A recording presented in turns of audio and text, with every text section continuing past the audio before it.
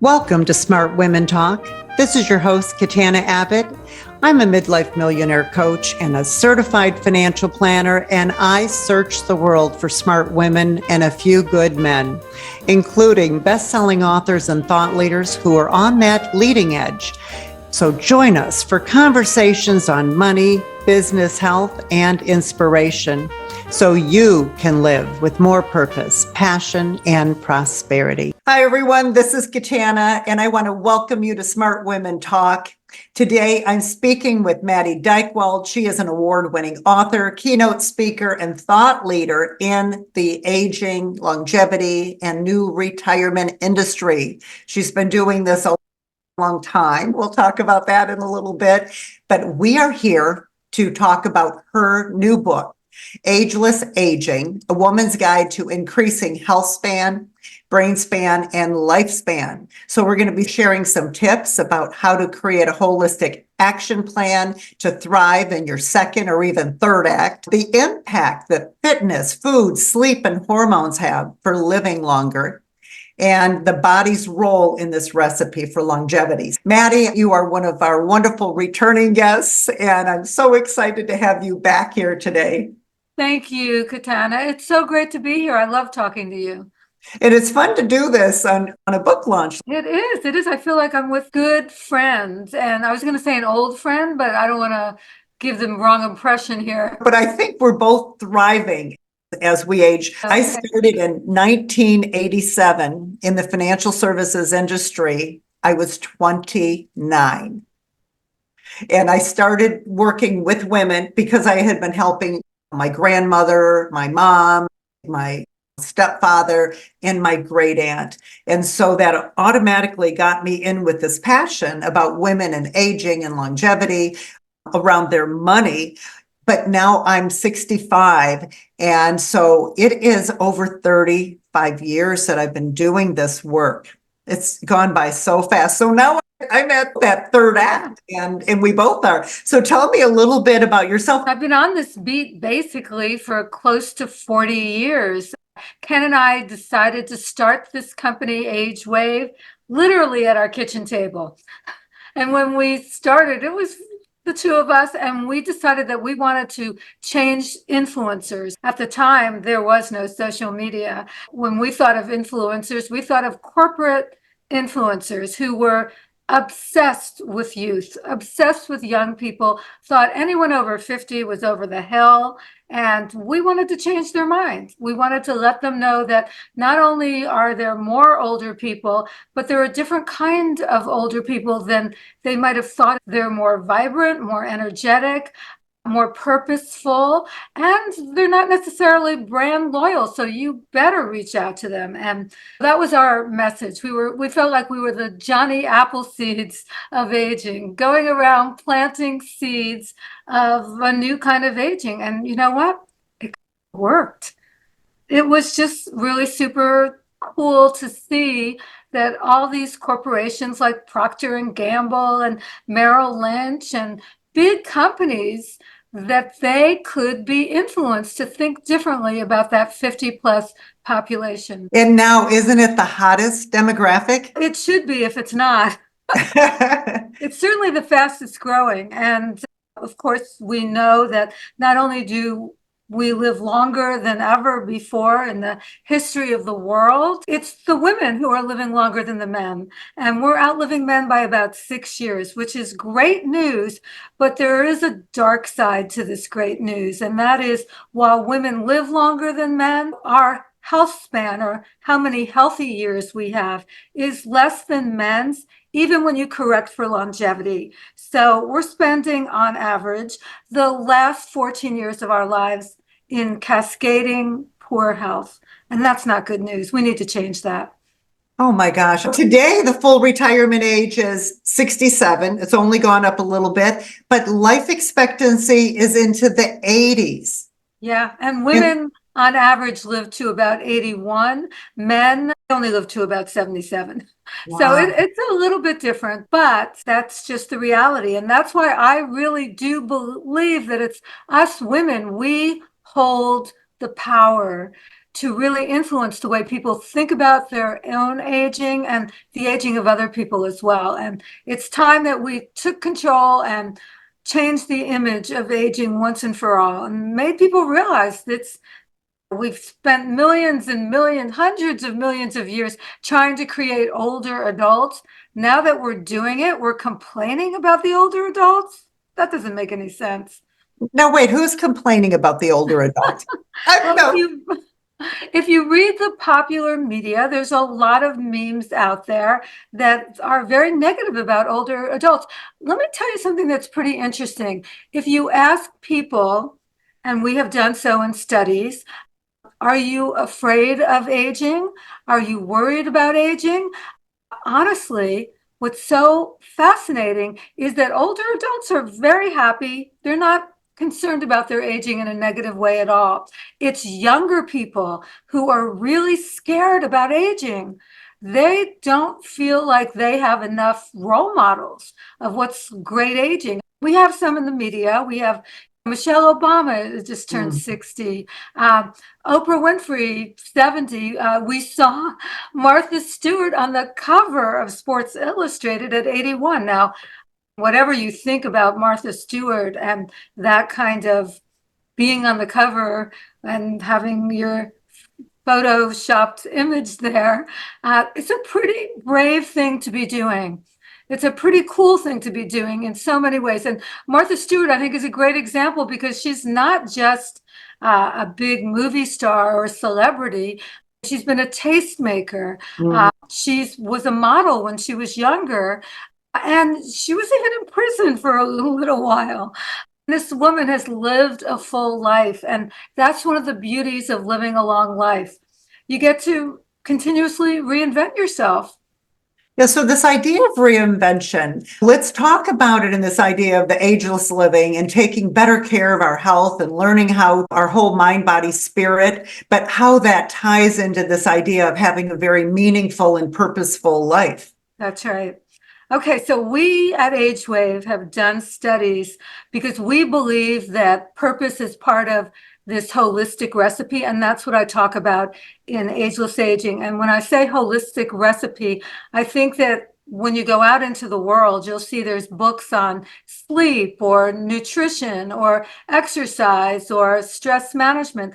But what I wanted to do is to create this understanding that it's not just about one thing, it's about a variety of different elements like purpose, like social connection. Of course, the obvious sleep, nutrition, exercise, our hormones. And these things all influence each other. For instance, if you don't have a sense of purpose, you're going to feel down and depressed potentially. You're not going to really have a reason to get out of bed in the morning. And that's going to impact maybe your sleep, certainly the way you eat, your exercise. It all interacts with each other. If you don't have your financial house in order, that's going to create stress. And in fact, it could actually make you more vulnerable to disease. And then you need to use the healthcare system more. And chances are that's going to cost you money that you do not have. So these things all influence each other. There is this holistic recipe that's not just about one thing, but about a variety of different ingredients that we need to include in our lives. And by the way, I think that purpose is a really overlooked and important ingredient in this holistic recipe. In the research I did for my book, what I discovered was that there are two kinds of purpose. There's more than two kinds, but for the sake of this conversation, let's say there's purpose with a big P, which is, oh, I'm starting a nonprofit, or I volunteer my time 20 hours a week. But there's also purpose with a little p, which it gives you a reason to get out of bed in the morning. So maybe it's walking the dog, taking care of a grandchild, babysitting for a neighbor, helping a neighbor cook dinner. There's all kinds of purpose in the world. And frankly, some of these smaller things can really make a difference. And I would also add one more thing that your viewers might want to know, that there have been studies done on purpose. And what they have determined through these studies is that purpose can actually add healthy years to your life. I know that a lot of the women today too, as they're moving into retirement, so many of us, we've lived our lives taking care of everyone else, doing what everyone else wants us to, right? Especially ones that might be in a relationship. The men are wanting to get out of corporate, retire. They're looking to wind down, where women now are getting all this energy because now they have the financial freedom to maybe try something new that they've always wanted to do. But how important is it for these women to start these encore careers? And it seems like that's also going to be great for ageless aging. Absolutely. Let me add a little something to that, in that women, 50 plus women, are the fastest growing group of entrepreneurs in the US. Now, that is an amazing statistic. And it doesn't have to be a big deal kind of work experience. It can be something small that you do at your kitchen table, but gives you a lot of satisfaction, and maybe even you're giving back in some way, and you're doing something that you love. That's passion. And passion is a great thing to bring with us into our 60s, 70s, 80s, and beyond. Because, by the way, women are the fastest growing group of centenarians in our country. This idea of continuing to be active and using our mind and using our body, how important is that in taking us into longevity? From studies that we've done at AgeWave, what we've learned is that for the 50 plus population, the biggest health fear that they have is cognitive decline. So let's begin there. And women are twice as likely, by the way, to get cognitive decline. And I talk about it as cognitive decline because the more research that's been done, what we see is not everybody has Alzheimer's. There's all different forms of cognitive decline. We used to think it was a death sentence. I know in my family, my mother had cognitive decline and my grandmother did. So if you don't think I'm frightened to death, I'm 74 years old, and luckily I'm still sharp as a tack. But it's a huge fear. So I've really taken the time to get involved in nonprofits to try to find the cures or the preventions, everything. And we're not at the finish line by any means, but one of the good things we have found is that if it's in your genetic makeup, that does not necessarily mean that you will experience cognitive decline. And we have discovered that each and every one of us can do things to either prevent or delay cognitive decline. And what are those things? What's good for your heart is also good for your brain. So exercising, very important, and building muscle mass, not just doing cardio, really essential. Eating the rainbow is what I like to say. Rather than making eating a really complicated, oh my God, am I on the paleo? Am I keto? Forget all that. Just eat the rainbow. And if you can, avoid sugar and all the bad stuff. We all know what those things are. So let's not dwell on that. Let's try to get 7 hours of sleep a night. Now that's between 7 and 9 is what sleep experts recommend. But I'm going to add a little interesting tidbit here.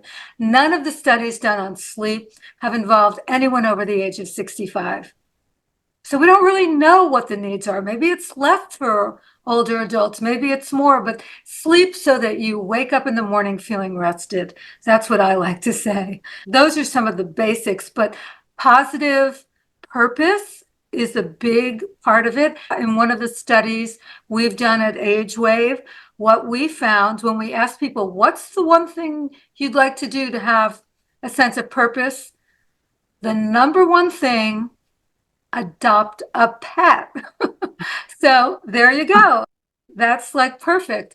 Positive attitude. Now, if you're feeling down about things, maybe there's a way you can reframe it and you're just very consciously reframe it. So if you wake up in the morning and saying, oh, I'm going to have a terrible day, say, maybe there's a lot that I have to do, but I'm going to make the most of it. So just reframing it ever so slightly literally can add years to your life and can certainly help prevent cognitive decline.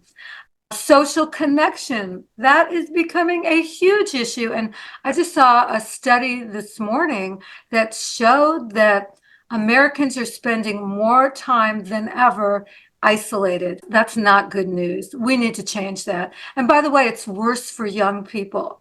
It's a real concern that needs to be addressed as based on a societal level as well as on an individual level and in families, really trying to encourage that social connection.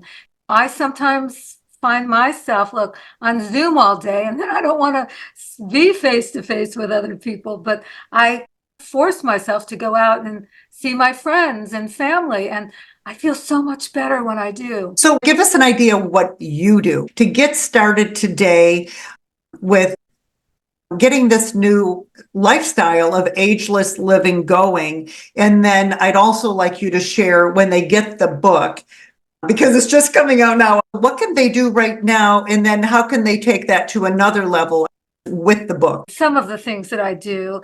I will tell you this. I was talking to both of my kids on my birthday. We did a Zoom family call. And so what was really interesting is they told me who they thought I was. What were my key characteristics? And they said one of the things that I'm very stable, that I'm very constant, that I really do the things that I do pretty regularly. And I have these habit patterns, and they happen to be healthy habit patterns. Yeah, so I try very hard to get 7 hours a night sleep. Doesn't always work. Sleeping is definitely not my superpower, but I'm working on it. I wake up, believe it or not, the same time almost every day, 6 a.m. I was told by some of the experts that I spoke to in the area of sleep that what you do during the day is more important to your sleep cycles than what you do at night. You want to get your circadian rhythms in sync with your life. Every morning when I wake up, the first thing I do is look out and see the sun rising. And if there's rain or something, I still look out, make believe the sun is rising. I try to do a little bit of meditation every morning, 10 minutes worth. And then I think about what's the first thing I want to put in my body.